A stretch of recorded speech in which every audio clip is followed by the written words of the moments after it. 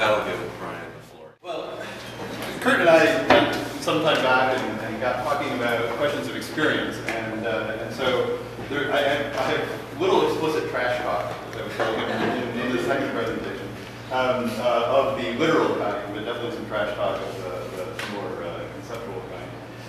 And so what I'm really doing, my work has been around really two sets of questions. One, the production of experience, and the second around really a whole range of questions about why what we make is made. Not from an ontological perspective, but rather from a discursive perspective. Like what informs our productions?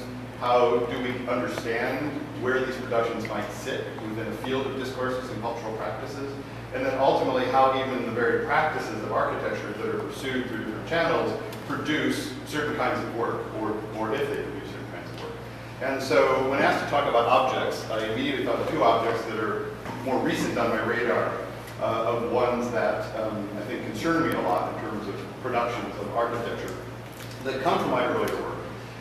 They're both really big, and so one I'm only able to bring a model of, so courtesy of my son, a model of the Burj Khalifa in Dubai. And the second is even so large that a scale model wouldn't even be portable.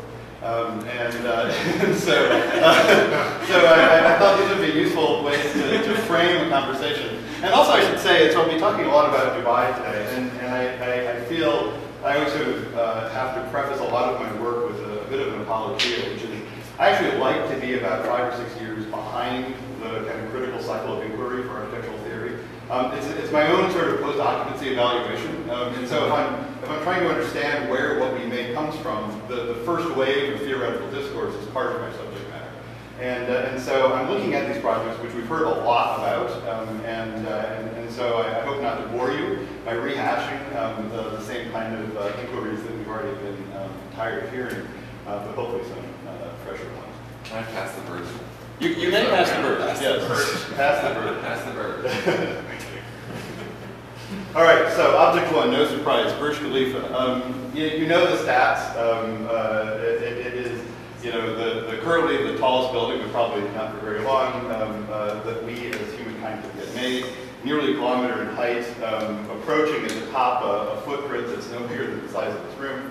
And kind of extreme as a certain kind of production, so a really big object. And so when one looks at an object like this, I feel we have to understand first what it is. And again, not ontologically speaking, but rather discursively. What is it and what forms does it exist? And so an object like this is this, right? I mean, it's actually a very elegantly detailed building. All of the firms involved did a tremendous job producing a refined piece of material architecture. It exists in the everyday lives of millions as they travel to Dubai, serving as backdrops to kind of common evening scenes like this. And this, I should say, this was like 45 degrees outside, so this was a small crowd, 45 degrees Celsius. A small crowd. I was unfortunately there in June and July. And it also is this. It is the hype, right? So, I am Burj Khalifa. I am the life force of collective aspirations, the aesthetic union of many cultures. I stimulate dreams, stir emotions, and awaken creativity. It's a fucking building. These kind of amazing hypes that we're used to coming out of Dubai. It is this, right? Have you felt the winds of change? Have you felt the world shift? Downtown Dubai is the single development by the developer Emaar, who is not a familial developer, but a next of kin developer, if you will. So it is technically not state-owned property, yet it is still extended family-owned property. Emaar is the second largest developer in Dubai, second to Nakheel. Nakheel has done all of the coastal stuff, the world and the palms and all that kind of work, as well as the progenitors of the second project I'm going to show. But the center of now is their theme, and it's a fascinating theme which situates, so downtown Dubai is the name of the development. Of course, it's nowhere near what we in the West consider downtown. It's also nowhere near a conventional downtown in the Western sensibility because there is no downtown in conventional Western sensibility to Dubai.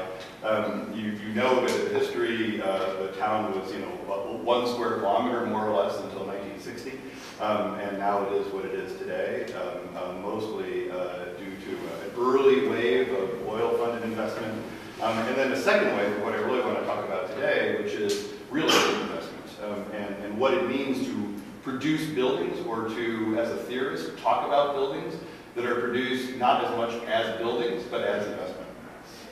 It is also this. It is the center of tourism, and so I was fortunate enough to spend $100 to get one of these photographs in my dossier for events such as this. It is also this, of course. Right? This is great. This is actually this is from the filming of Mission Impossible, but not actually of the filming of Mission Impossible, but rather someone's webcam. Actually filming him and climbing outside the building during shooting of it. And this is just a found piece on YouTube, again, kind of talking about the collective imagination. So the building is not only a backdrop of a film, but it is the filming of the film at the Burj Dubai is a backdrop for home video. And so the spectacle of him climbing on the outside of the building is the same as the spectacle of the movie and the spectacle of him performing his own stunts for this movie. All, I feel, wrapped in a kind of architectural conceit. Right? This is the same space I was standing in. My ignorance, what was that? Tom Cruise? That is Tom Cruise. Yeah, doing his own stunts on the outside of the Burj Dubai. Actually, the outside. So the stunts were partly blue screen, but primarily shot on site, actually, by himself. What I like about this one is if you look at a lot of the press release material for this, it's very slick, and even though he's performing his own stunts, he's climbing the wall with a plum, and he's not, I mean, here he looks like he's scared shitless. Moving in his pants. There you go. There's the Good thing in the science. it is also this, and this is the website of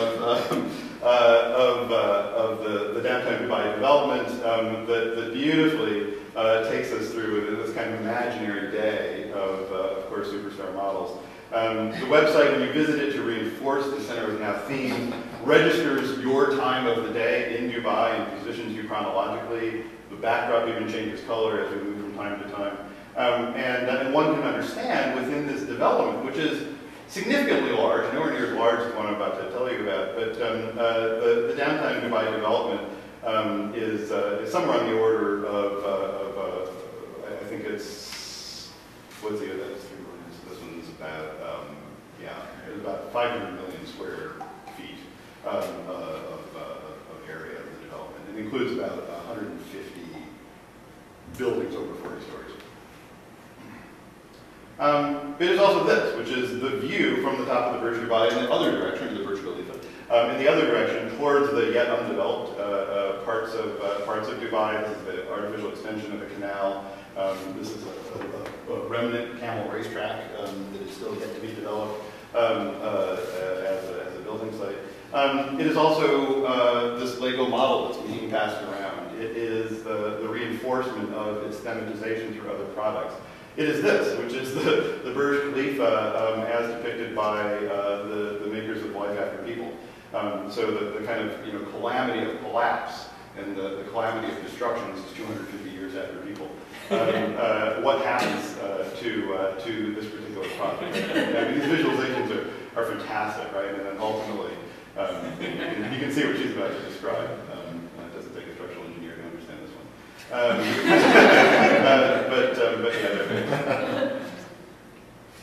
And so what I find important about this, and one could say that at a certain level, any significant monument reaches this kind of apotheosis of public understanding and mass media attention.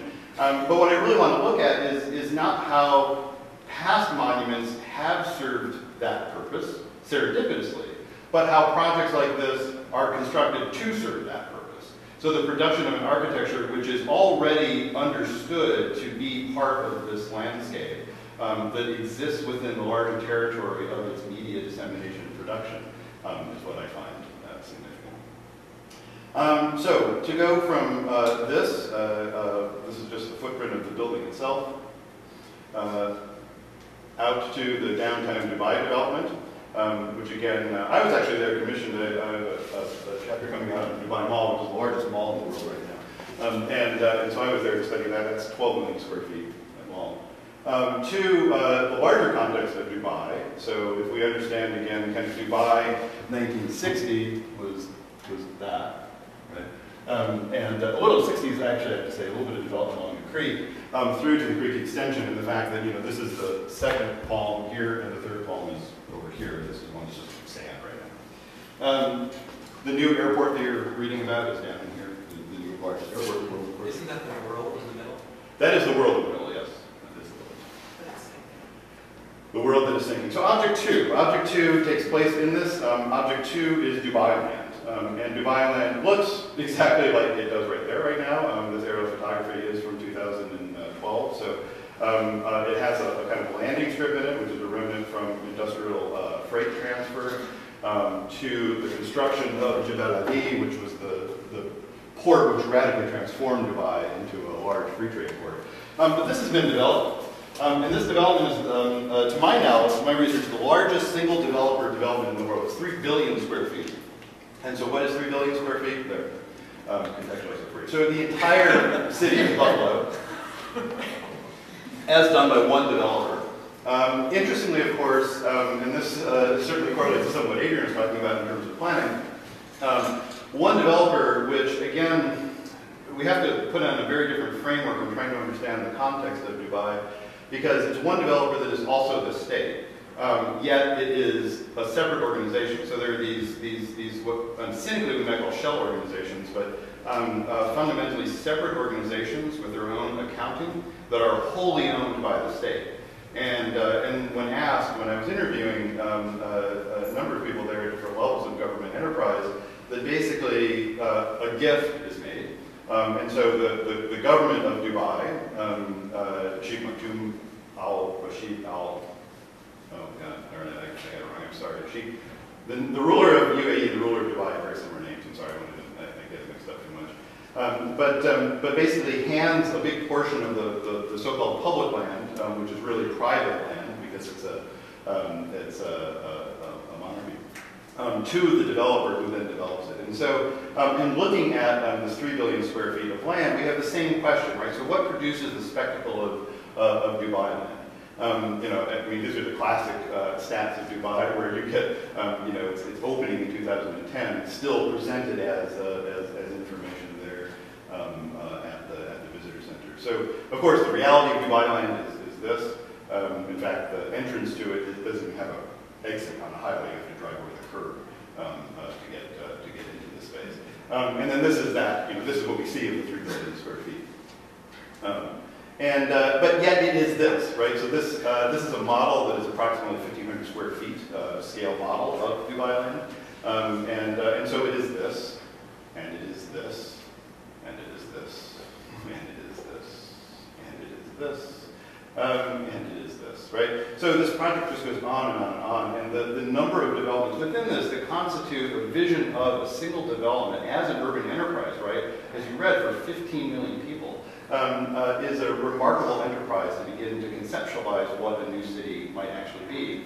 And so my question then is how we understand these objects. What is it that allows us to grapple with these objects as architectural critics or as architects trying to understand what it is that we produce in the world? And so I'd like to kind of turn to some of my prior work that for me helps grapple with helps engage. Bring up the term before, so that I can kind of immerse myself in these spectacles and understand them from the inside out. This is, I would argue, and I have argued before in my writing, this is probably one of the most critical works of architectural theory of the 21st century. Just right at the transition of the 21st century, 1999. Finding Gilmore Business Consultants, writing a book called The Experience Economy, solidifying really kind of for the first time sort of compendium, a whole bunch of thinking that had been evolving in the post-service economy for what to do next. If we've shifted from an industrial economy to one providing services, and that economy is now sort of like falling by the wayside because business is struggling, what is it that we need to do next? And what we need to do next is we need to provide experiences. This is kind of a pablum at this point in retail literature. And it would certainly lose a tremendous amount of momentum with the financial difficulties of the last 4 or 5 years. But until 2008, we saw an increasing development and transition of the provision of services to the provision of experiences. And I argue this is an important work of architectural theory because in fact it positions the making of space central to this production of experience. And so you remember early on I said that I'm kind of looking at this question of what these buildings are discursively. When I do that through the filter of experience, I should clarify that I'm trying to do so in a way that is looking at experience not as a kind of, let's say, empirical embodied experience, nor even a phenomenological experience of engagement, but rather the logistics of experience production, and how today's commercial economies, and certainly architecture at the service of these commercial economies, positions the production of experience such that those other understandings, more embodied understandings of experience, are mechanized. I wouldn't say necessarily controlled, but mechanized to an extent where they can be fiscally accountable, right? Which is ultimately the goal of these projects. So if I'm building a building whose primary purpose is a real estate investment, I have to have a certain amount of fiscal accountability towards the experience value that it will provide. And these guys do a tremendously mundane job, but a tremendous job of actually making that argument in I think a productive way. So a bit of a plug. This is the second most important work of architecture. This is my text, which brings their work, literally, architecture and experience economy to the floor as a way of grappling with that theory.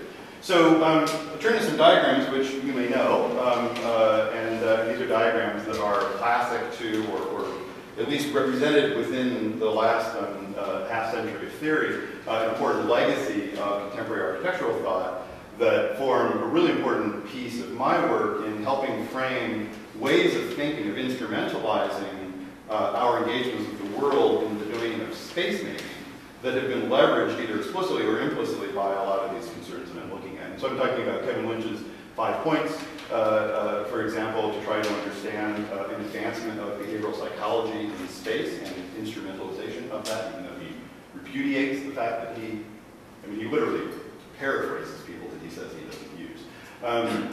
Christopher Alexander in the more computative breakdown and organization of the structuration of spatial relationships, and Christian Norbert Schultz in what is, I think, philosophically very advanced, but also at the root very quantifiably, I saw Karnak right here behind me, very much influenced by a very strict and mechanized understanding of the Gestalt as a way of producing and interpreting experience.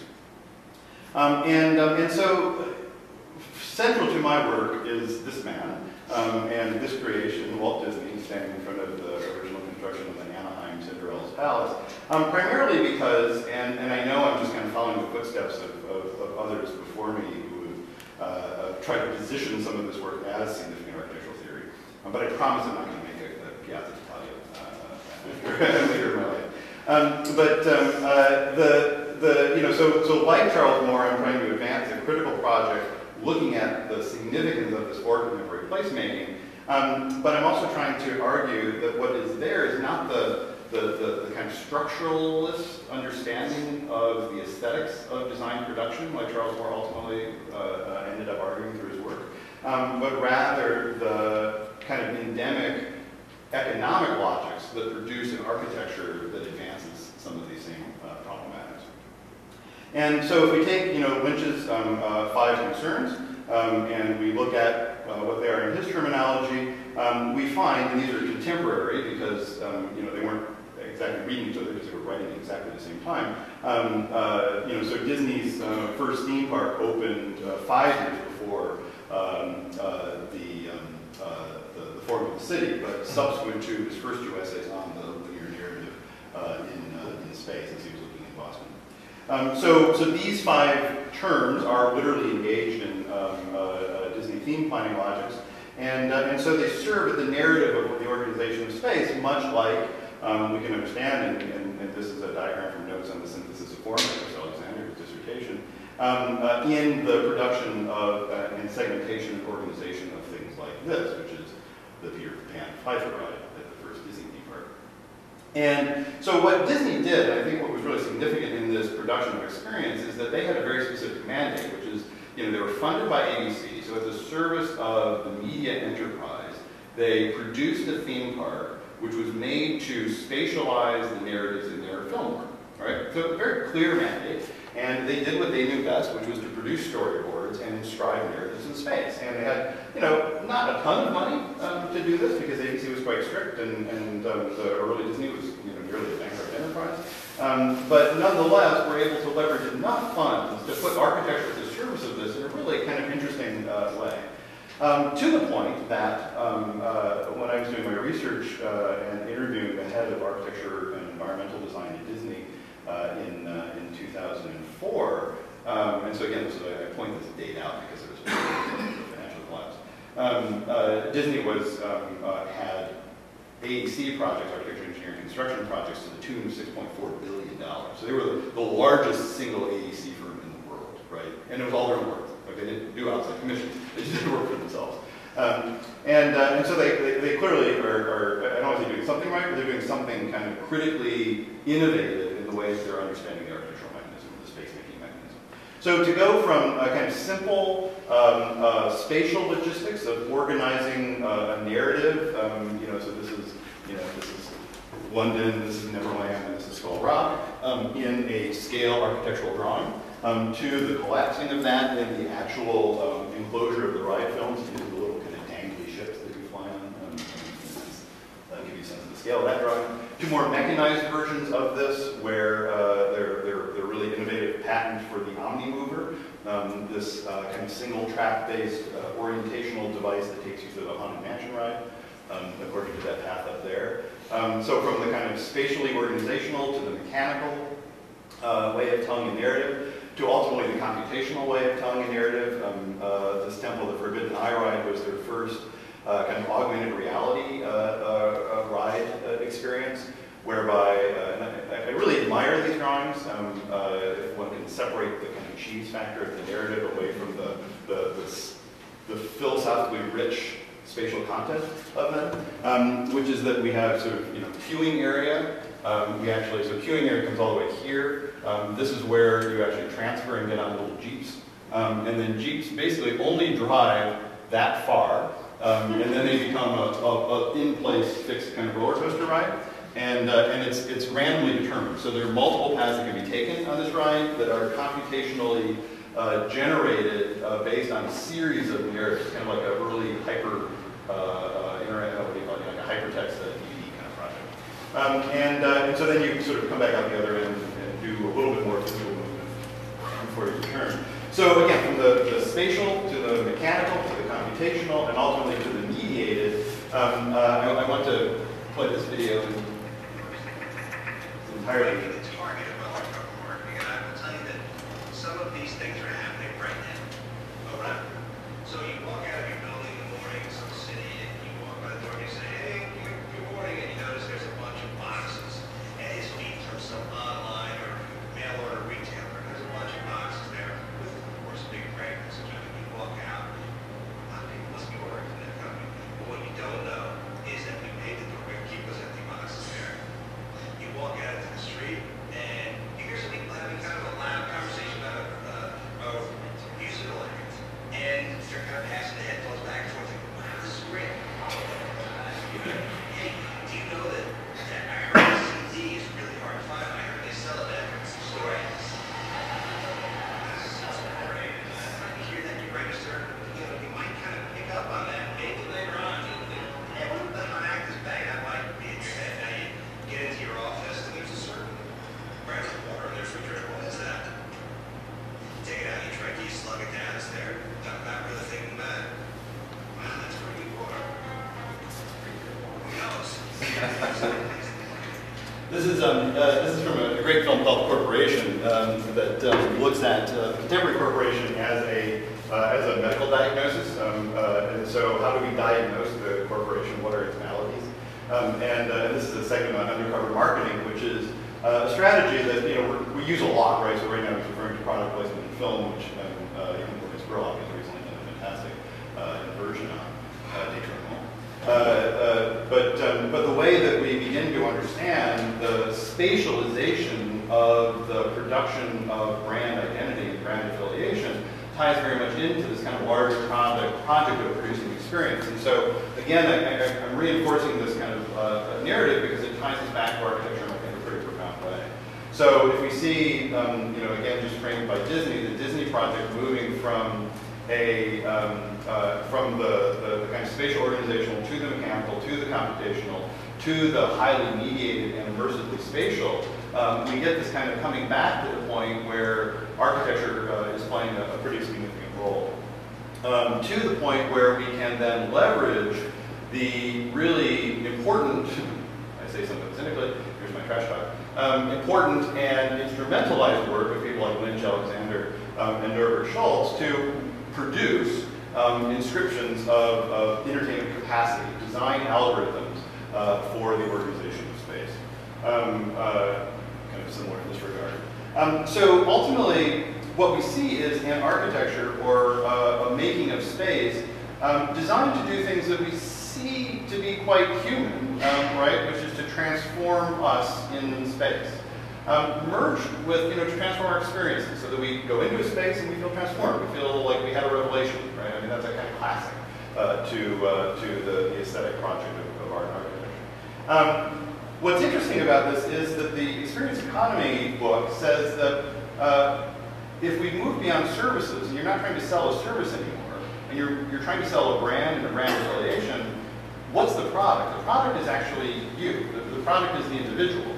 And so they argue very explicitly, the person is the product, and what we need to do is begin to craft the organization of those experiences, which again rely very much on space itself, in order to reduce problematic experiences, or what this fantastic quote, I'm referring to what they call brand gremlins, are glitches, right? So this compares basically alternative art and design practice to things like vehicle wheels out of alignment, sand in the gears of machinery, bugs in the software program, to the point where they actually identify, if you can't read these, trust gremlins, esteem gremlins, distinctiveness gremlins, value gremlins, relevance gremlins, and distribution gremlins. These are interferences by individuals against a brand identity, and are sought, as you might expect, to be kind of reduced in one way or another.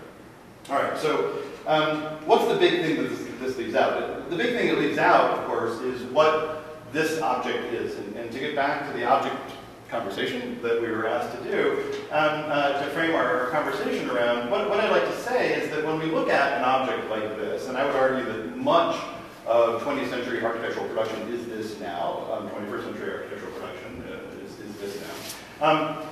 This is not the object, right? This is not the object any more than that is obviously not the object over there. We look at that empty terrain and we say, well, this is an unfulfilled architectural project. It's vaporware of a magnitude that exceeds all comprehension of possible realization, right? So even if the coffers were enormously filled, it is difficult to imagine a single developer producing Buffalo in 8 years, right? Especially with the kind of extremity of the building environment and the labor conditions and material production there in Dubai. But so if this is not the object, and that is not the object, what is the object of architectural production today within this context? Well, the object is experience. The object is the production of an experience for which the built material thing is merely one component of a much larger artifactual system. And so to begin to understand how this shifts, and this is my polemic, how this shifts architectural discourse and architectural conversation, is that I think that we need to be very explicit in the way that as architects we talk about the architectural artifact and the architectural object, such that it's explicitly inclusive of this domain and that our inquiries seek to define this domain whenever we try to talk about a built object of some sort. And the fallacy is that we continue to reify the architectural object in the material production in a way that belies this complexity that architecture is producing today.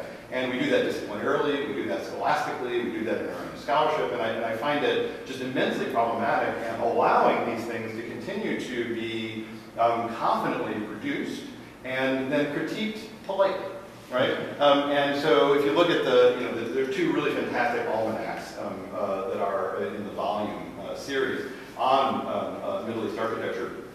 And there's some really polite critique in there, and it's engaged, deep research, but it's very polite, and by its politesse, what I'm talking about is the way that it refers to the production of architecture, even in the acknowledgement of the complexity of the situation, has somehow reified in the material form of the buildings which are or are not produced.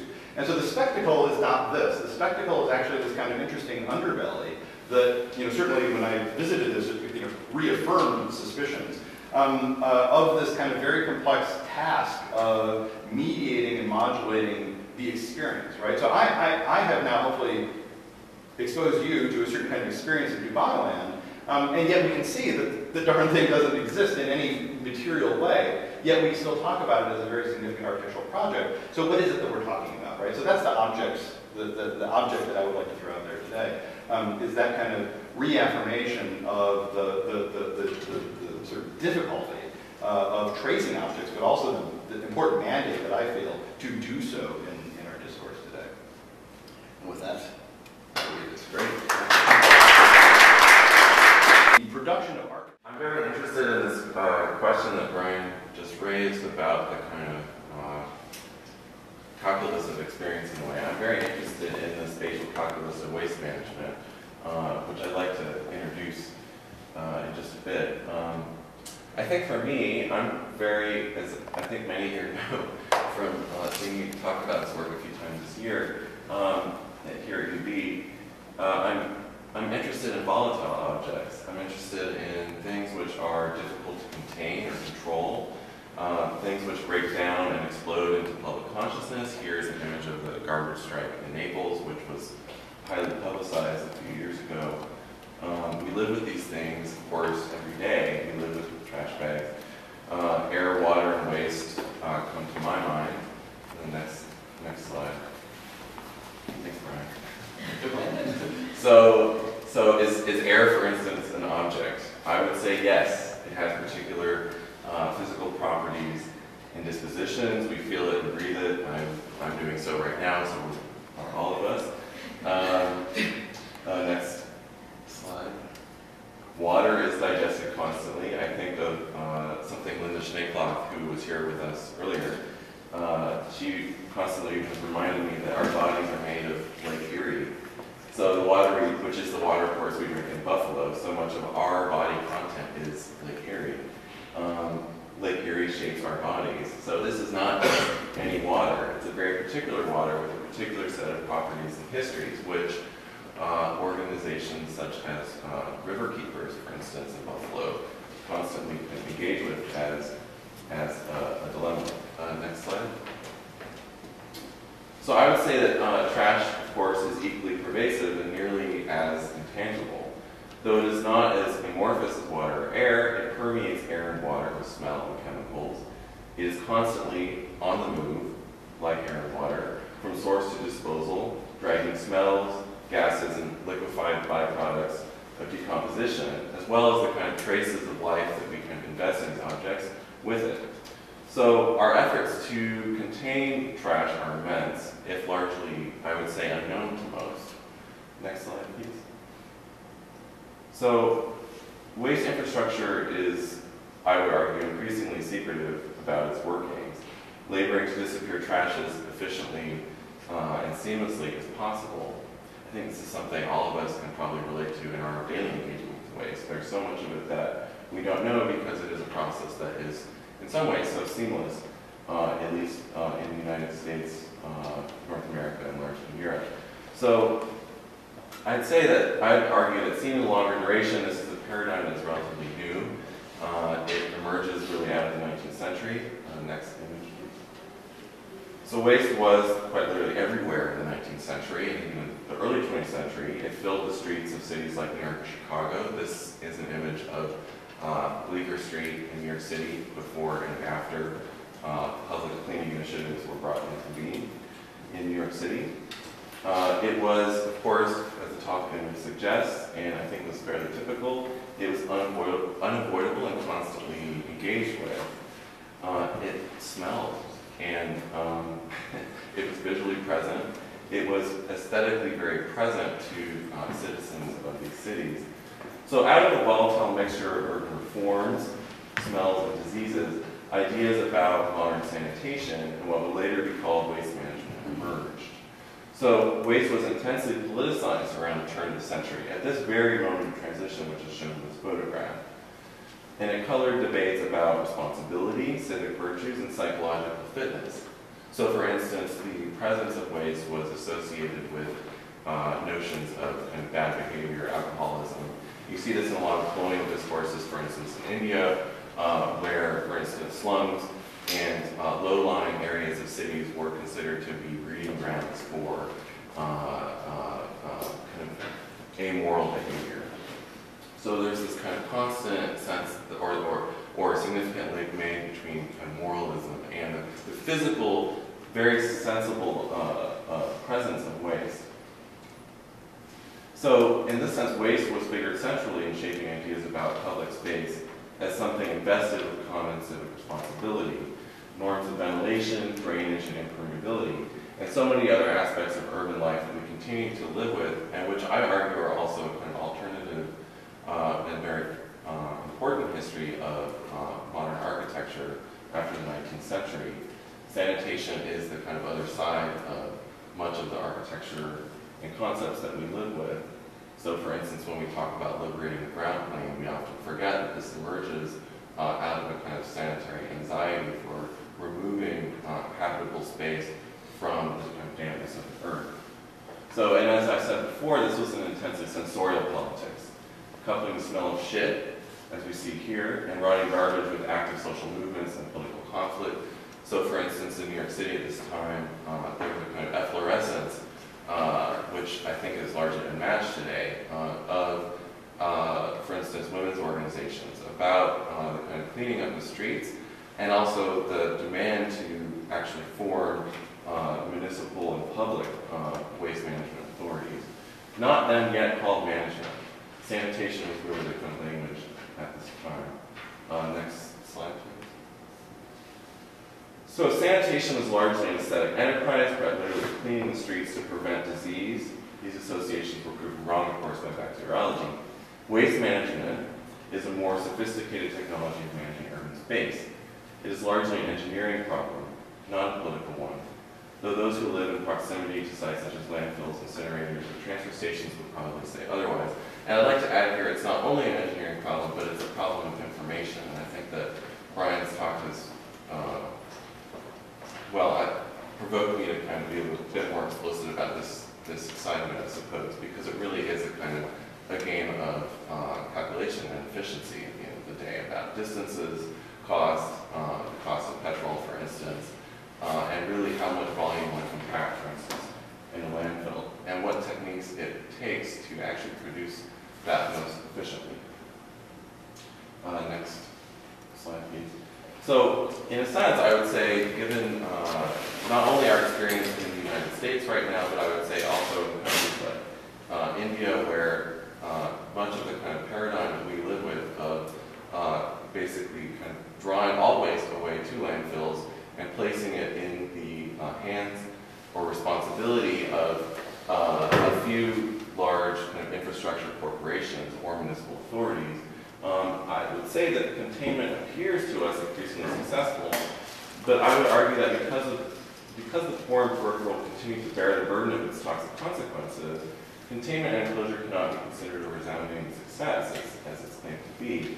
So, though waste is in North America and increasingly in the rest of the world no longer considered to be a public problem, it persistently creeps back into public life and politics in unexpected ways. So it is incredibly volatile, as I was saying earlier, chemically speaking, and its status as a resource means that it continues to drive significant so-called informal economies of scamping and recycling around the world. So its volatility, for instance, is made very present when, say, one visits the landfill. And you start to understand how, if not properly mitigated, the landfill becomes an incredibly dangerous and quite literally explosive form in the landscape, an object in the landscape that surrounds it. So, for instance, it's highly mediated, highly mitigated and engineered in order to actually kind of maintain the system that we live with. And so this is a diagram of informal waste economies in Bangalore. This paradigm is now shifting, but the blue being the the contractors that have been hired to basically pick up waste and door-to-door collection, much like we do here. But what is interesting about this is the paint, which is all of these kind of other economies which actually kind of feed off the various steps and moments of rupture within this given waste stream. And what's interesting is that we see how it is actually in some ways also brought back into the formal economy in a kind of loop. Next slide, please. So much like water, electricity, and other forms of infrastructure, its volatility continues to provoke unsettling questions about collective life, space, and responsibility. Whatever its enclosure and containment within landfill, ships, and other containers, it constantly seeps, ruptures, and escapes the boundaries that are targeted containing it. So, you know, I'd like to kind of put out there that, especially within the last decade, we have witnessed a number of significant moments of critical infrastructural urban collapse, such as the flooding of New Orleans pictured here, the flooding of Mumbai a few years ago, the electricity blackout of, I think it was 2000, was that 2008, 2005, I can't remember. But in a sense, what were otherwise kind of very taken for granted infrastructures of kind of urban control and containment, of containing, for instance, water in New Orleans, is quite literally much of that part of the city is sinking because of subsidence, is suddenly kind of exploded. And in a sense, what that does is also throw into stark relief, as Katrina did, the kind of politicization of water in a region such as New Orleans, and questions about who has control and authority over this. Much of that authority over time in the southern Louisiana region in the 20th century was ceded to, for instance, the Army Corps of Engineers. So a lot of fingers were being pointed at this moment, but what's interesting is that these questions about responsibility over an issue such as quite literally containing something as volatile as water is suddenly very politicized. So next slide, please. So coming back to waste, I would say whose responsibility is the Pacific garbage patch? Where do we draw political boundaries around something such as this? It is totally uncontained in the way, say, a landfill is.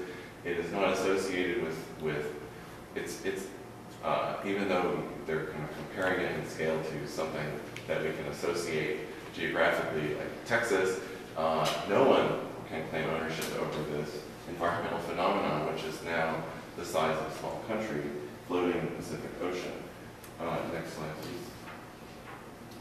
Or I would say this is also a kind of issue which emerges in the kind of the politics of daily life that we live with, on this kind of boundary or this line of curtilage, which is a word I like very much, which is that line drawn between the kind of private domain of the house and the domain of the street. It's a very contested boundary.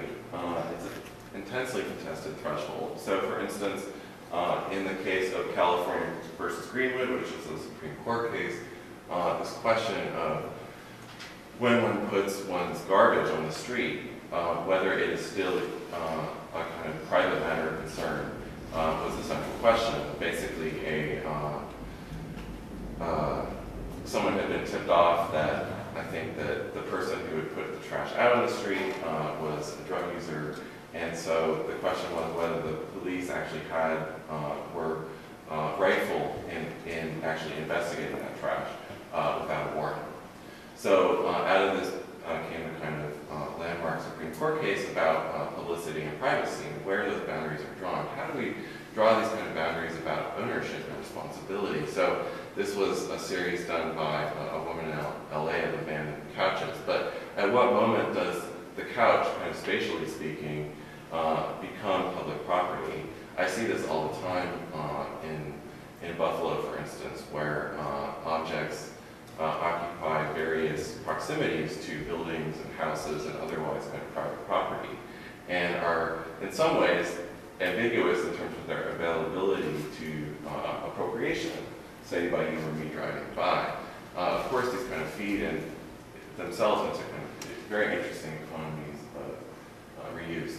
The next slide, please. So whether the kind of NIMBYism movement about toxic waste sites in the 1970s or the kind of aforementioned conflicts about street cleaning and waste removal at the turn of the century I'm interested in how objects such as landfill liner or trash cans mediate interest in a collective spatial and environmental matter such as garbage. My argument here would be that without interest, there is no political contestation about an issue such as waste making. Which leaves me with a nagging question. How does one become interested in something that we can barely sense? If the task of political life is to turn sensations into perceptions, how do we sense something that is contained and disappeared like waste so effectively?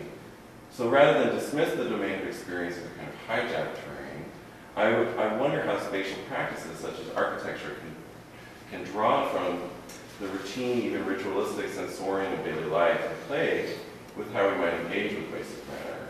So could irritation, for instance, be productive or allow processes associated with waste making to be available to contestation, critique, or even play? So of course, at the back of my mind here is this moment, this incredibly productive political moment in the 19th century within which a lot of the kind of boundaries about public space and private space were drawn. In the sense that this kind of constant sense of engagement over a few decades was contingent on the fact of this kind of sense of irritation. So I would say that this is really an impetus to the exhibition, to imagine a series of techniques that mediate engagement with wasted matter, which I'll kind of take us through in just a second. So each are in their own way, I would argue, of what I'm calling a kind of feeling aid. So, which is not to say just for the sake of feeling as such. So to say, I think it's very, well, I'm very specific in saying that no, it's not about kind of opening up a trash bag and kind of leaving it on the floor for us all to smell. But I would say that it's a much more kind of mediated engagement with a kind of volatile object such as waste. So in a sense, it's not about feeling as such and kind of going back to that moment, say at the turn of the century, but it's feeling in relation to a particularly productive form of information, which I'll talk about in each of the projects. So in working on these projects, we wanted to shy away from didacticism. So this is how you should think or perceive about waste, which I think is often the kind of conceit of, say, Keep America Beautiful, the recycling movement which emerged in the 1980s. It's a kind of finger-wagging, you should be a more responsible citizenry. I would argue, and as I constantly argue kind of to my students, that a lot of these initiatives remain somewhat successful, but largely unsuccessful because they ask that people engage with systems whose kind of scale and complexity is not only very secretive, but very difficult to understand.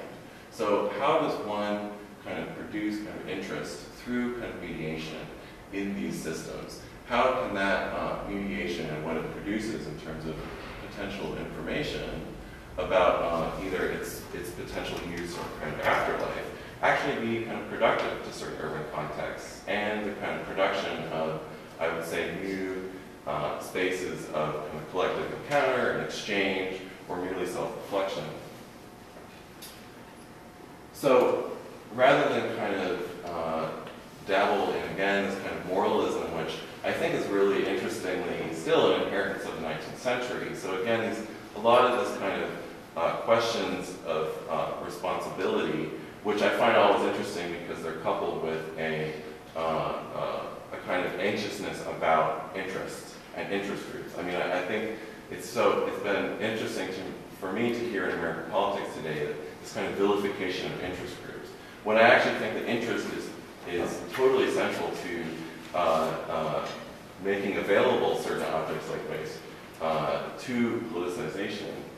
So what we want to do here was bring otherwise invisible aspects of the waste stream to different forms of sensory and physical engagement, and to speculate on the consequences of doing so. So we have, in a sense, as I'll speak about, kind of identified potential consequences in this spatial and kind of social consequences, even political consequences of what these things might be, although we've also kept it very open-ended in the sense that perhaps going back to my question earlier, what would the unintended consequences be of these objects? I think this is why we also kind of make the objects present in a sense as a kind of prototype. There's always a kind of ambiguity especially in this kind of phase of work in terms of how something might be used and what its consequences might be, which I see as being integrally kind of productive to how they operate as kind of interventions, which are both kind of discursive and also very object-oriented.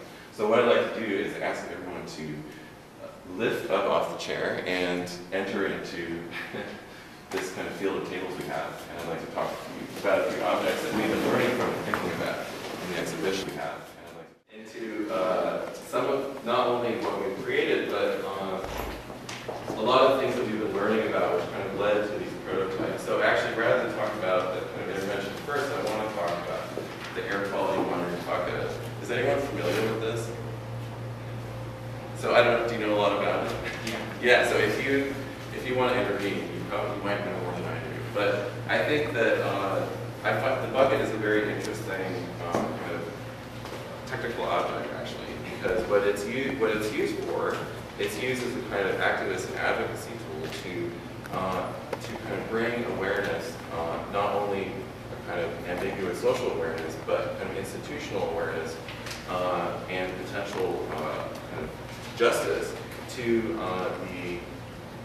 the kind of practices, say, of mostly kind of industrial or brownfield sites where air quality is actually kind of making people ill. So this was made famous well, I think earlier, I'm not sure if Aaron Brockovich used this tool or not, but I think she mostly used yeah, it was just water quality. yeah, it was just water quality. But for instance, in Louisiana, around the vinyl industry, what they call the kind of bucket brigades were really instrumental in kind of bringing a lot of the unintended consequences of vinyl production to a kind of political agenda, right?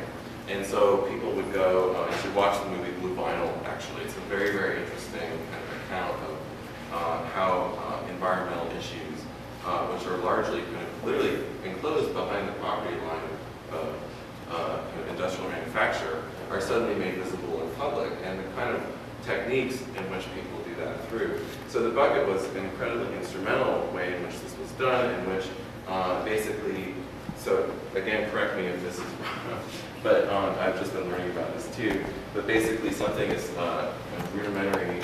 How do you get this thing off there? Yeah. As the kind of dirt devil vacuum, then I'm not going to do this because this isn't my bucket, but it's hooked up to this tube, which then kind of evacuates and creates a kind of negative pressure within the bucket. And what this does is when this kind of releases valve, it actually functions as a way to kind of breathe in this exterior air.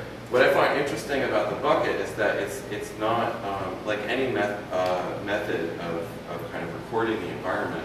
It's not perfect. It's in some ways fallible, but it's incredibly productive because what it does is it allows organizations such as Clean Air Coalition in Buffalo to actually kind of agitate for instance, the DEC or the EPA to send in what are ambient monitoring devices. So this was a big issue in Buffalo around the kind of Tonawanda Coke facility controversy. But what's worth noting here is that around landfills and industry sites, there is no ambient air quality monitoring. All air quality monitoring is done based on calculations at the kind of control devices. So for instance, a methane flare. They know, based on how much methane is going through it, how much, say how many chemicals are being released into the air. So they can also do this, another kind of what they call a control device at the landfill is, for instance, the kind of gas that goes into burn and then drive the turbines. So through these control devices, they actually are able to kind of calculate the pollutants that are emitted into the air. So as you can get a kind of quick sense of, basically that places a lot of responsibility and sole responsibility in the hands of those who say own the landfill or own this kind of, own the factory, right? All that information is, I think, does ultimately find its way into the public domain through these different agencies, but I would argue that I wouldn't even, as a kind of common lay person, I wouldn't even know where to access this stuff. I've seen some of these documents, they're not immediately kind of accessible. So it's very, very difficult to actually be able to kind of access a lot of this information, which having now lived in Buffalo and learned a lot about this, we live with air quality problems every day in ways that we don't often realize. What's also interesting here about this question, this relationship between the industry and the landfill, is that the EPA actually uses the same requirements that are used to regulate industries for landfills. So for instance, a control device is based on the idea of a factory. And the idea that once a certain level is exceeded, based on those calculations, the factory has to shut down. A landfill cannot shut down. It's a kind of constant, very, as I said, kind of volatile mixture, which is constantly kind of producing chemicals, toxins into the area, potentially if it leaks into the water supply. So there's a lot of kind of interesting issues that are raised in terms by a kind of very kind of almost rudimentary object like this, which is somewhat produced kind of off the shelf. There's also a lot of interesting questions about expertise. In working on this project here, I had a kind of interesting and somewhat tense back and forth with Global Community Monitor, who is one of the, well, I'd say a very, very important kind of organization for proliferating these bucket brigades throughout the country. They act as a kind of support network for organizations and citizens who want to monitor air quality. And they had a very, I think, salient point about, even with a kind of potentially DIY technology such as this, that they were arguing very strongly for a kind of expertise and training about how one uses these, how one constructs these. I actually requested information about even how they constructed this, and they refused to give it to me because they're very anxious about just anyone making this. Why? It's still, to speculate a bit on this, I think it's also because of how does one control, say, the kind of quality of air samples, which are then fed back into these very politicized kind of networks of information. So in this proposal, what we've done is propose two responses to a potential kind of proximity that one lives with near a landfill. What these buckets monitor primarily is volatile organic compounds in the air. And so what we propose is what we're calling a kind of window lung, which functions based on exactly the same kind of principles of producing a kind of negative air pressure, which then inflates the bag and one can remove periodically. Another kind of big issue in terms of air quality is actually particulate matter. It's frequently released from landfills. This is a kind of relative scale of the kind of common particulates which are produced by the landfill. And so we've actually kind of constructed a kind of screen prototype. I think it's sticky? Yeah, which actually apparently I think is used in the UK to actually absorb particulate matter near landfills, which they can then remove the screen, much like we would remove the screen on a window, and then test the kind of amount of particulate which is actually stuck onto the surface. This was an earlier study that a student of mine did last semester, which kind of led to a lot of this investigation, where he positioned a kind of off-the-shelf sticky back paper on different kind of spatial moments, some which are mobile like the car, some which are static like the house. But what interests me about the consequences of this is what does it mean to kind of bring what is still otherwise, even in these kind of activist spaces, a kind of very public, quite literally spatially kind of public practice into something like the home. I don't really know what the consequences might be, but I'm very interested in that. Like, how would this become a kind of daily ritual? What kind of consequences would it have for a kind of consciousness and activism? Or does it become activism anymore even? If one were to kind of live in proximity to a landfill and actually need to constantly test this, right? Because I think what I found in my own experience of learning about a lot of these sites around the country is that though they are, we think of them as relatively controlled. For instance, I know in Houston, one of the biggest landfills in Houston was making a lot of people sick. And so these are kind of constant problems around landfills. They, despite the kind of best intentions of,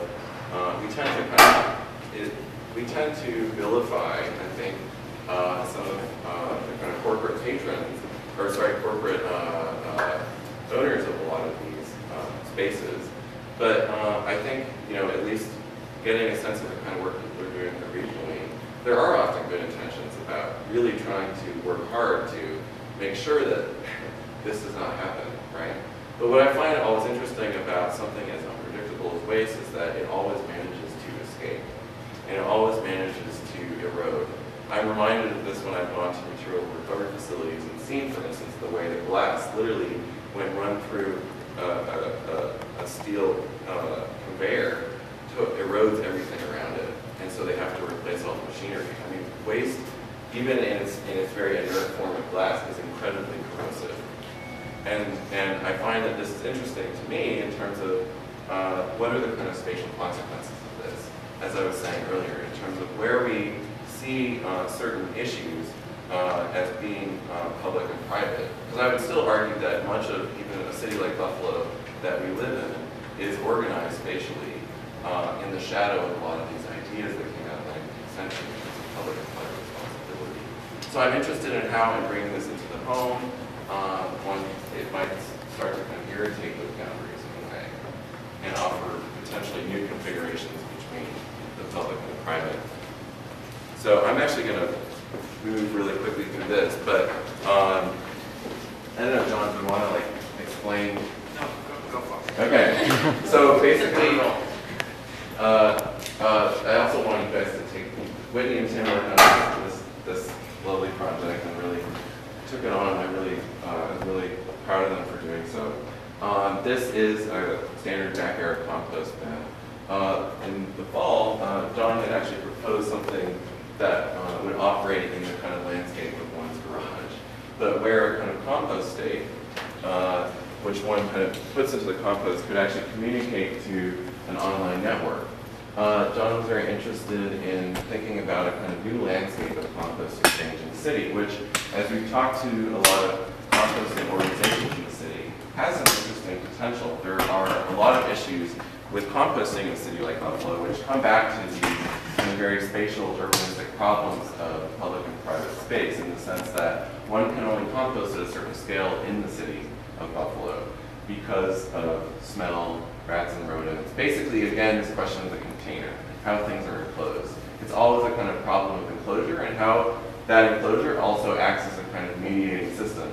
So here, the kind of enclosure is being imagined also as a kind of device which, like the steak, measures the kind of ripeness of the compost based on its kind of heat production.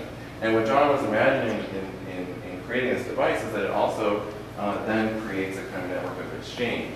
I encourage you to look in the assembly manual that we put together for this because, I don't know where Krista is, but Krista also did some interesting work in kind of visiting many of the composting organizations in the city. There's a lot of very interesting kind of networks of kind of exchange and reciprocity that already take place in the city. So we were very interested in how this kind of networking of perhaps more quotidian practices of backyard composting could start to kind of feed into already existing networks in the city, for instance.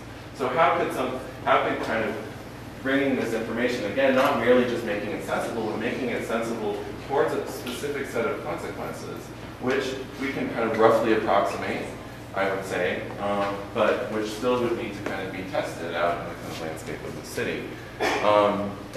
Anything else? Okay. And then lastly, I'll kind of wrap up so we can go to discussion. Try not to trip.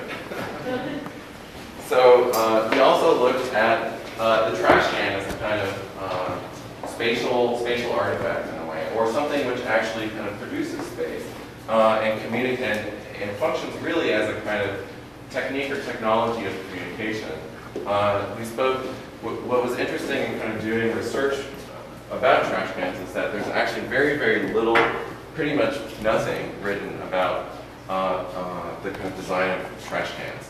They are these kind of typologies which are handed down again and again, and which largely seem to kind of respond to a set of demands about security, visibility, smell, and access on the part of like people who work on garbage trucks who need to pick up the trash. So what was interesting is to see a lot of the kind of issues that, for instance, we spoke to an industrial designer in New York City, but a lot of the issues that an industrial designer thinks about in designing trash cans for, say, Midtown Manhattan. What was interesting, what I found very interesting in his discussion with us was this question of communication. Because for him, the trash can was a kind of tool of communication. And so even in its very shape, it communicated certain things to its potential users. So for instance, it was designed in a certain way so that you cannot place something on top of it and it would sit. It always relies on gravity to fall. It also obviously has to be a certain kind of capacity for the kind of tens of thousands of people that would, say, walk through Midtown Manhattan.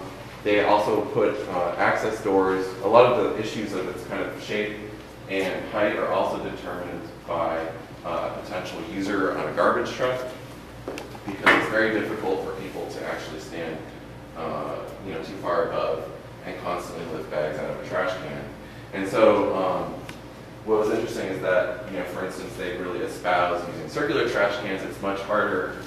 You're always at a kind of even distance from, I guess, the bag with a circle versus a square. I mean, there's a lot of kind of very rudimentary, kind of mundane things which actually are very interesting in terms of who has access to something like this.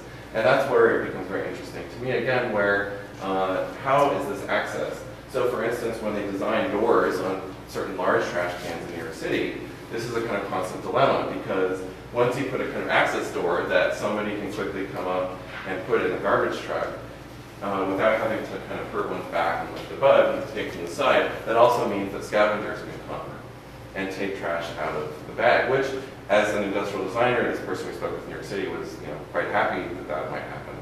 But also, in a kind of very regulated district, this is around Bryant Park where this kind of initiative was happening, is a sense of anxiety, because again, it starts to kind of irritate and trouble those kind of spatial practices, even spatial practices that we associate with a kind of sanitary cleansed space, for instance. So I think it was Adrian earlier was talking about with this whole discussion about homeless people and spadina and Queens and such. I think here it's totally relevant again to the trash can, because it's equally enmeshed in the way in which it's designed and the way in which they're trying to figure out how to make access doors, for instance, accessible or not. I mean, very basic decisions, but which really start to kind of encode larger attitudes about how one uses a space, and I think very critically, who is to inhabit that space.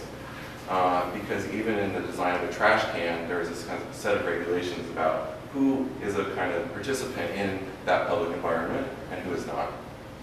So I think I'll leave it there so we can have some time for discussion.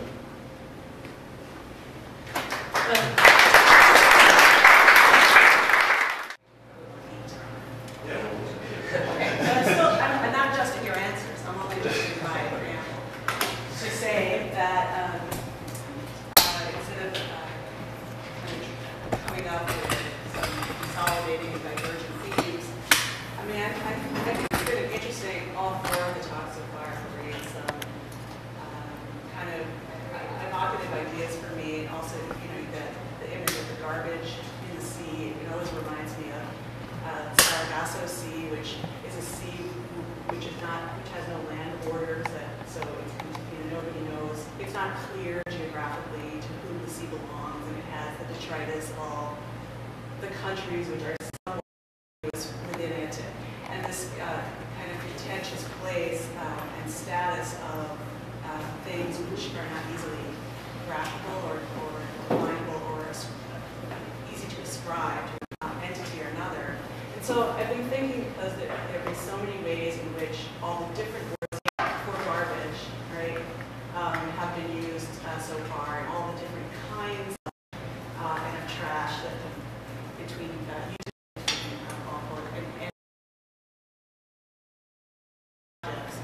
you're talking about gas, gaseous pollution versus waterborne pollution, or garbage itself, and how we manage these various products and things that we do. And then, of course, the kind of cultural conceptions that we have. And in literary theory, there's a whole body of people writing on, white trash or trash culture, right? What it is, these kind of definitions of oneself as trash. which is obviously a subjectivity position, not an object position per se, even though at the same time, we think of things adjectively like trash novels, like trash ascribes to nouns. So these ways in which people have been using the term to describe different things, really. And Jordan's image of Fontana's can of shit is a great example of this, because it was really a commentary about a network, right, of value that's ascribed to a thing because of its author. So you have the subject of the author, the person who produces the shit and cans it, theoretically, right, or his minions that can his byproducts. And then, the value that then the market gives to that particular thing. And that was like the provocation there, that he was already a very, established slasher of canvases. And so, anything that he produced was basically valued. So I just wanted to open the conversation about what things that don't have value in themselves, but are given value either by the way in which they're fashioned, which is a lot of what you were talking about, how you fashion these ideas, or which always kind of raise the question, really, the questions between intentionality and its use, which seems to be kind of interesting to people in the discussion so far, right? How do you control what you make? To me, it seems pretty obvious. You can't. I don't know this. I think Linda raised it. Was it Linda who raised it? So it's like you made something and you might have ideas about it, and then it's there. So I don't even know how to begin to talk about that today. But there is this way in which I think the relationship of things of no intrinsic value, right? That people have a hard time quantifying its value. Or what we were having a discussion about, and I was having a discussion with one of the panelists for the afternoon about how education has come to be seen as broken down into units and therefore have monetary value. Right? But before you broke it down into units and thought of them as having monetary value, you wouldn't think of yourself as buying an education. Okay? I mean, certainly I never thought of myself as buying an education. I paid money to some bursary, and then I went to class. And until it's like made explicit, there are these connections. You have this problem of quantifying, what is a thing which is trash and what's a thing which is not. So I just thought, since there have been four very, broad actually and evocative ways of using the terminology and even referring to the mode of operation, it might be a place to start having a discussion. Which could also be an audience member. Yeah, absolutely. I have a question. The piece, the air quality monitoring piece, and your discussion of landfills made me think of something I lived in Brooklyn, and the soil, it turns out, is very contaminated, right? Because people throw things, construction out, and lead paint, etc. And it just so happens that my husband works at School of Public Health and does monitoring, so we happen to have a soil monitoring thing, and we decided to use it since he was using it in his work, why not test our own soil? And of course, the soil is very contaminated. And also, we went ahead and tested our water for lead, which you can do through the state, and found out that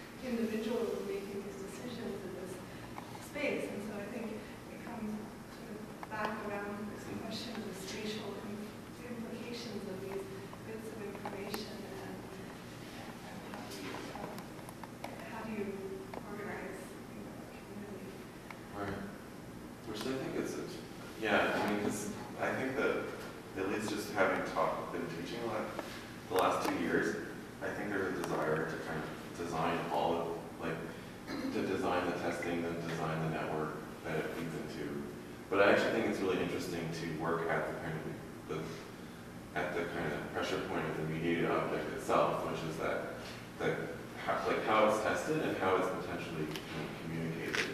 Because I think it's ultimately a kind of partial object in the way in which it would relate to, say, whatever community organizations are already there doing this kind of work, for instance, or potentially new collectivities that would emerge. Do you know what I mean? Because I think that that's always an interesting question, to me at least, in kind of agriculture right now. I think there's a problematic there in that there's a for the bucket there's a large portion of that object that's missing, which is the lab, right? The bucket is worthless without a lab. Sure. And the information that the bucket produces is worthless without a lab. It's just air, basically. And so I think that gets back to your question as well, is that, and even with access to that lab knowledge, those are just numbers, right? And so then you need epidemiological data to actually make conclusions, and there's a wide range of discussions around what those numbers actually mean, especially in terms of lead and other heavy metals in soil and particulates and VOCs and other contaminants in air. So there's not really, I think in terms of an object-based conversation, the lab is an important part. I don't propose that we get into epidemiology here, because I think that's sort of beyond the scope of what's being shown and what's being discussed here. But I think that it is also important to acknowledge that, I mean, even if we had all the data in the world, we still have to make a decision. Well, I make sense of that, absolutely. Yeah. I mean, just what you're saying reminds me a little bit of the work that's going on at the Center for Network Sensing in UCLA Mark Hanson's project, which do the Center for Network Sensing. And so they've built these things that are just air quality monitors attached to people's cell phones. And so people can do kind of point air quality monitoring throughout Los Angeles. And all that information is networked and sent and then organized. And, you know, problem in the way that EP regulates smog in Los Angeles, or, you know, everywhere, but I happen to know it in Los Angeles, is that they average all of the ratings. So, you know, and in fact, air quality varies dramatically depending on where you are in the city. And so, you know, in terms of what will be a trigger for a federal kind of intervention, they just about the average rating amongst, I think, really like 8 points that they put out throughout the city. And there's a lot of legislation right now figuring out at what level is the appropriate level to averaging that data, which is kind of catch between, you know, this personal sense and kind of like a group laboratory analysis. I was going to pick up on something different, but now I have to start with this because it's very interesting to me for so many reasons. One is that I don't know if it was at all involved, but there was a nearly identical sounding initiative that was started about 6 years ago by a guy named Eric Palos, who is at Intel Berkeley Labs. It's kind of interesting community partnerships where Intel sets up labs that are completely non-commercial in their orientation. They don't have any burden on the people involved to have any kind of applicability of what's done, but they're always in proximity to the university. They don't have any official affiliation. And so maybe I'm very naive, but I find it very provocative. So Eric was doing very, very similar initiative, and it was very workshop-based, where you gather together people of all walks of life who were interested. Start by just saying, so what's in your cell phone? What do you do? Oh, it can sense that there's a camera, it can sense light. There's a accelerometer, so it can sense its position and so on. So it starts to awaken people's awareness of what their devices already do, and then you would work toward adding that very minor kind of dongle to let it collect and share data locally and on the go. But to try and hook it back to Hadas's provocation, I feel, I'll try and state this as a question. I think that I also find very interesting, if unsurprising, that we are all bringing up many different words and broad worlds of waste, trash. But what I start to wonder is, as each of them invokes and defines itself in a particular context, if there isn't one that is essential to them all. So, by example, I had been trying to argue that in all these cases that we are byproducts. And you very literally said we are products. And I wonder if all forms of trash that we've been talking about so far could not exist before there was a product. Waste doesn't happen until something's made. And if capitalism itself is not an essential part, before we even get into an ecological critique, if it's not somehow underlying the discussion of every form of waste. So that's a question that I put to everybody. That's not coincidental, but actually absolutely essential to all of us. Let's double its argument in conspicuous consumption, or that in non-conspicuous consumption. But in theory, this is the very productive necessity for increasing waste stream as we consume conspicuously. It's not redundant now, but the point is, I think also really well made by the environmental aphorism that there is no way. That when you throw something, it goes somewhere. And so it's we're cognizant of what we now call away that matters. Right? Because I think you said earlier, it's not as if processes will change such that waste isn't produced, and even if minimized, that process of producing minimization produces other effects, right? So I look at, for example, I'm intrigued by your work, and it immediately flags one up on the composting thing. I'm like, okay, so now we have a compost bin with a sensor, a solar cell, a wire, right? Housing, and so now all of a sudden the very desire or the shift from me going out and putting my hand in it and saying, yeah, it's about 100 degrees, which is what I do now, to like having my cell phone turn on to receive data stored in the cloud on what the temperature of my compost bin that's 150 feet from me is. So we gain and we lose, right? And so it's that trade-off that I think matters. So to what extent are the gains and losses leveraged in an interesting way, right? So I was also thinking about the window system, and a particular matter that came to my attention when you were describing that, when you asked the question about how people would fold this into rituals, is the golf ball. And if you speak to people in golf course communities, there's a really interesting trade-off in terms of either re-engineering their windows or in being happy to replace them with some frequency because of the benefit of having that proximity, right? So it's, I gain the advantage of having a course membership or just pretending like I have a course membership by backing on the golf course, and the trade-off is that I replace my dining room window every 2 or 3 times a year. But, and it's interesting. I mean, it's one of the things. So there are special windows designed, obviously with non-breakable materials or materials that don't break as frequently. But it's an interesting issue, right? So it's the exact same issue, which is what is the benefit that you provide someone to put this thing in their dining room window and/or replace the filter and/or replace the bag. Right? I'm not going to do it because I want it. I'm doing it because I want to play golf, right? So what's your version of playing golf? Right. Well, there's also a problem I genuinely have never thought of. But what about the projectile? Never mind the glass. The thing comes flying through the glass, and you're in the house. Yeah. Well, apparently that happens, and that's been resolved. So, What, by not having rooms that face the golf course? Or using materials that lessen the impact of the projectile. So we'll make the first layer run out the second. Yeah, no, I mean there's an entire science about this. Sorry.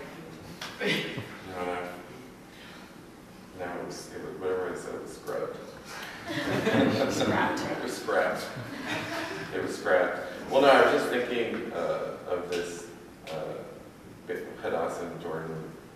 There's this fantastic book by Zygmunt Bauman called Wasted Life, in which he produces a very close association between wasted matter and wasted forms of life, which is to say, all of those which have kind of been left outside of the kind of onward trajectory of modernity in a sense.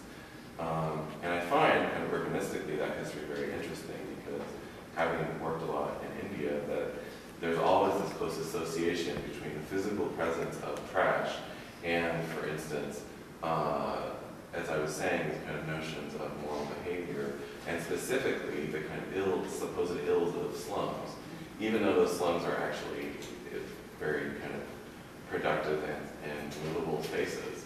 But that kind of association has always been very directly made between how one lives, who one is, even in terms of in India, in terms of their caste and class, and the kind of presence of waste, with the kind of physical, sensory kind of presence of waste. So I always find those kind of ambiguities also very difficult because in the case of, for instance, in India now, scavenging constitutes a important kind of way for people coming into the city who are part of some of the kind of poorest classes in the country to actually kind of enter into the economy of large cities of India. What it also means is that they are exposed to the kind of deleterious consequences of all that waste. So for instance, meals that people have discarded. One kind of informal dump site that I looked at, everyone was kind of spreading rumors about the fact that, oh, you know, she's got HIV because she's living in the trash and things like this. So they're very kind of complicated situations, actually. They're both, those kind of sites are very productive in some ways to the kind of livelihoods of these people, but are also very harmful. And so what I always find interesting is to see how that's responded to in terms of, say, activism in the city. Does that mean you give them better shoes and gloves? Does that mean you kind of agitate, for instance, like some people do, to say that why are all the sweepers in the city Dalits who are basically untouchables? So there's a lot of kind of very contested questions around. Wouldn't the obvious question to ask you why these people have to subsist on scavenging? And yeah, well, I mean, there's larger structural questions, but I think that for people working on those issues, they're really trying to kind of mitigate what they can. And so to deal with the kind of larger structural questions is present, but it's just too difficult to engage with as a kind of urban activist. So I was just thinking a little bit about your two presentations together, and being from Southern California, I've been to Disneyland about 20 times. And I think one of the things that's kind of interesting about it is how their waste is managed as part of the experience. And I'm wondering, specifically Brian, or to talk a little bit more about the experience of waste and kind of moving into your economies or places. Well, it's interesting because, you know, Jordan showed a slide about the vacuuming of waste through a pneumatic system, and Disney prototyped that or developed it in their Florida theme park. And it's interesting in terms of the differences between those two parks, because in Anaheim, they are actually stuck with dealing with waste on the surface. There's no basement to the Anaheim park. And so all they have for the backstage area, the so-called backstage area, is always behind some kind of themed fence. And it's interesting, in doing the work, I interviewed graphic designers, landscape designers, pretty much every design discipline at Disney, walking through the park, having them give me the narratives of what they do. And there's about 15 or 20 design disciplines, you know, sound designers, lighting designers, plant designers, landscape architects. And so every one of them reinforces this idea of the dominant protection of the theme, so that literally the trash and the trash containers and the trash and moving receptacles and everything are ephematized, so that you don't actually know that trash is being collected and or moved or that sort of thing.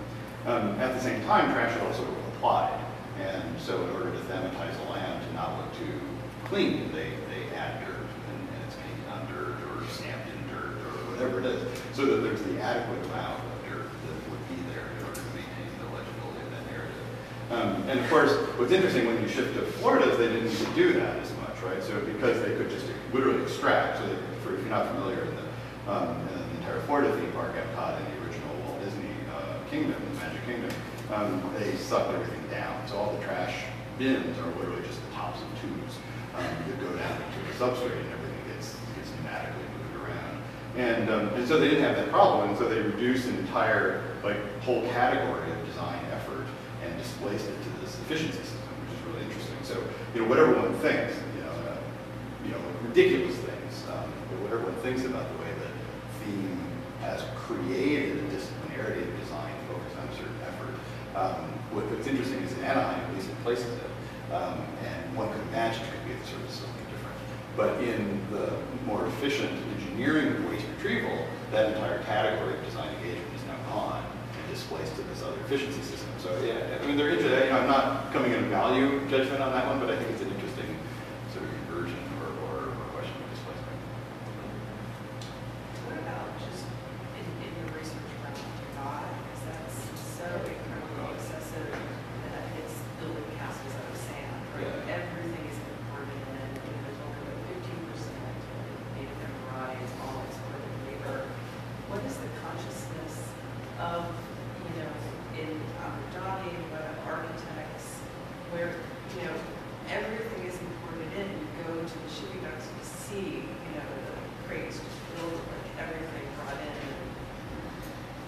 Yeah, it's truly astounding, and I wasn't there long enough to conduct some of those inquiries. There are a couple of recent texts that come out that are really fantastic. Dubai Cities Corporation and Dubai, something of the capital city was the first one. Ahmed Khan is the author of the second one, that really investigate that particular social relationship very strongly, particularly in Dubai. And it's fascinating. One of the things you see there is that strange relationship between, well, at least it's a different mediation of ownership and publicity and engagement with these other systems that is very non-Western, yet modeled, let's say, performatively on Western ideas of citizenship, right?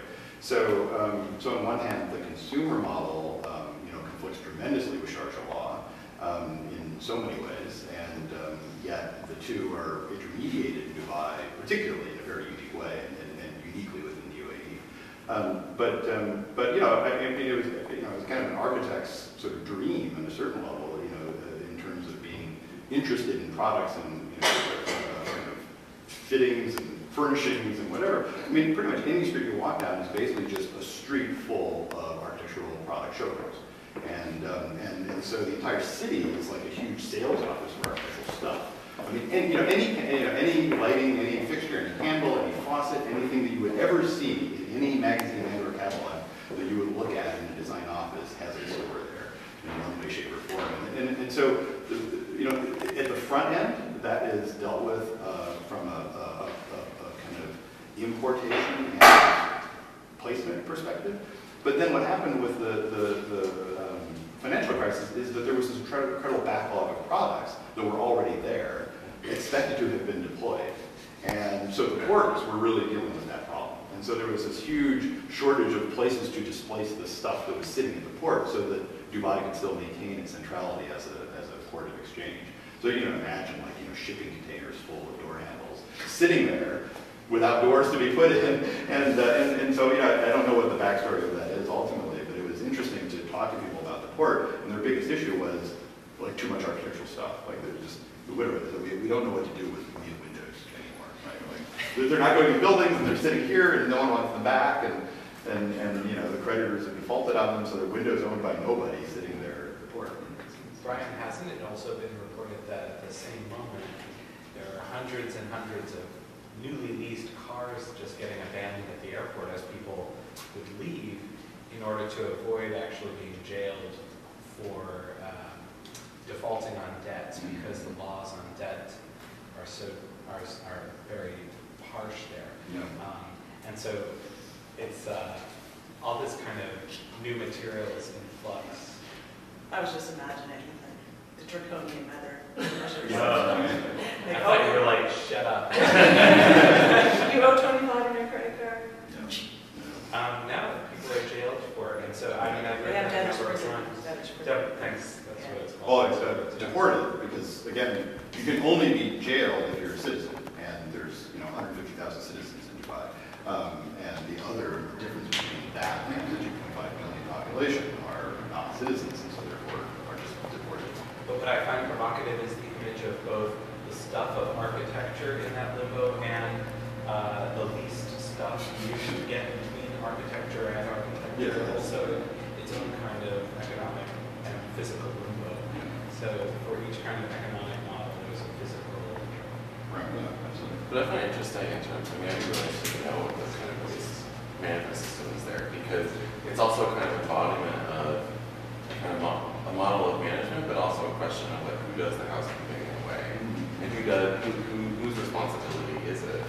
And it's interesting then to see how that's kind of encoded in ideas about kind of larger questions, say, in the Emirates right now about citizenship or even how we behave in public space. What kinds of social life do we imagine in those spaces? Because to me, there's always a relationship. I'm very interested in the kind of pneumatic systems of waste disposal and how they also kind of cut out a lot of aspects of the process that we would otherwise kind of engage with and literally see. And I'm very kind of interested in what the implications of that kind of invisibilization are. At the same time that it's kind of coming back to us as information and telling us, oh, you're eating too much. I mean, it's a very interesting kind of development of what the kind of whole garbage archaeology movement research project was doing in the University of Arizona, where they're actually going through trash and saying, you know, what are people actually consuming? And they were trained archaeologists doing this. It was kind of, it's still ongoing actually, but saying, you're drinking more than you think you do actually. But waste is always held up as this kind of, you know, as a kind of truth artifact in a way. Like, you think you do this, but you actually do this. So it's interesting to see when we talk about these kind of other systems of control, for instance, how a pneumatic system also relates to an idea or kind of model of management and governance in a certain kind of context, and how one is imagined to participate in that as a citizen and so forth. But I think you know. Yeah, I enjoyed Brian, your bringing architecture back to experience, and I would like to think about that in relation to Curt's comment about production and capitalism, and notions of immaterial labor. And it seems like this whole conversation, objects and experiences, on the one hand, Brian, you're talking a lot about the dematerialization of objects into experience. It's where you ended, anyway. And it seemed like, Curt, you're interested in the molecular materialization of experience in a certain way.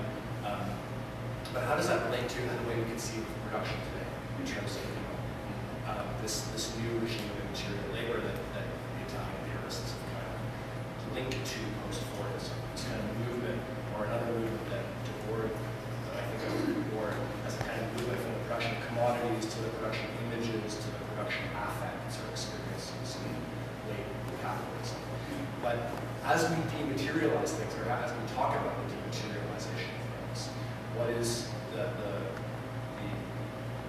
regime of waste or material production and it's the waste that accrue from it that go along with that kind of ostensible dematerialization of things into experiences or to ways of labor that are less material in a sense. And so what I like about this conversation is it kind of, on the one hand, insists on this radical, a new kind of commodity, the commodity of experience, this kind of incredibly immaterial commodity.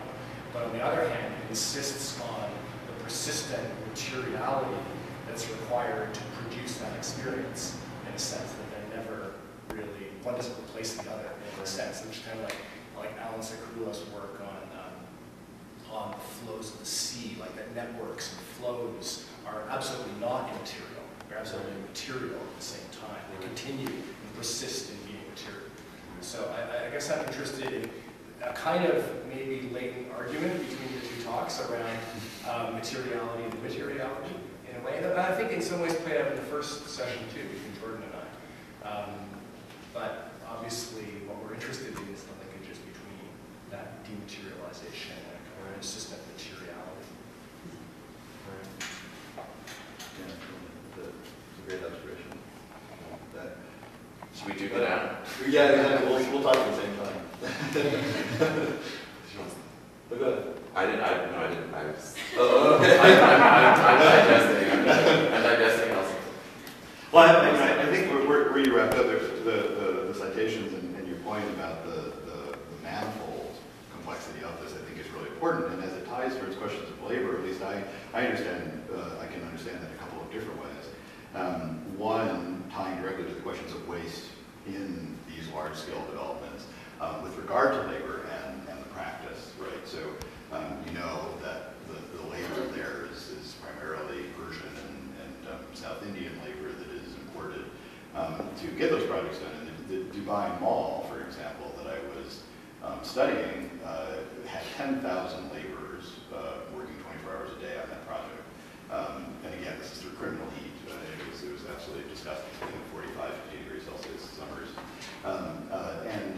so, you know, an entire city was there to build that mall for that you know, for the mall, of all things.